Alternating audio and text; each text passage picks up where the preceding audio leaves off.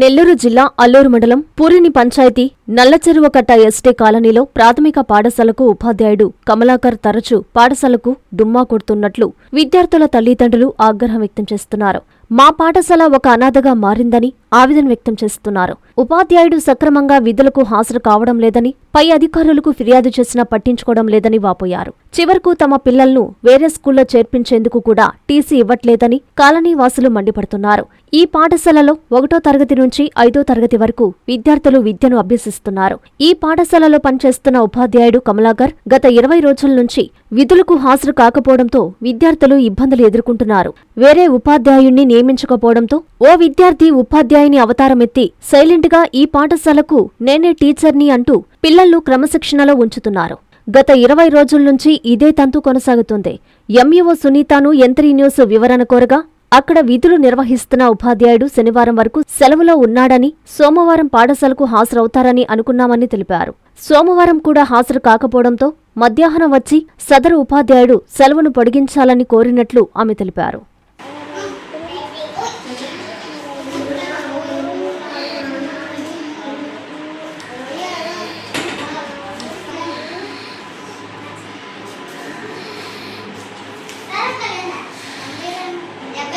అల్లూరు మండలం పురిని గ్రామానికి సంబంధించింది నల్లచెరువుకట్ట అనే గ్రామం ఇది.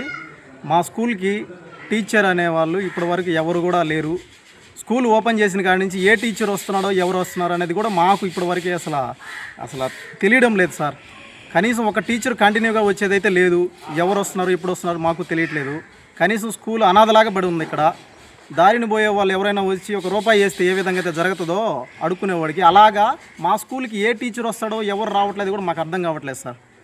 ప్లీజ్ సార్, మాకు ఎంతోమంది సార్లకి కంప్లైంట్ అయితే ఇచ్చాము, అయినా కానీ వాళ్ళు పట్టించుకున్న దాఖలు అయితే లేదు.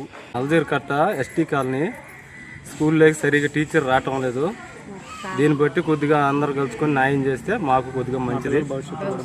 మా పిల్లకాయలు కూడా కూల్ చేసుకొని బతికేవాళ్ళని, అది కూడా మీరు కూడా కొంచెం ఆలోచించుకొని కొద్దిగా దీని మీద ఆలోచించి. సార్ అయితే ఒక నెల వచ్చాడు కరెక్ట్గా, తర్వాత నుంచి ఇంకా రావట్లేదు.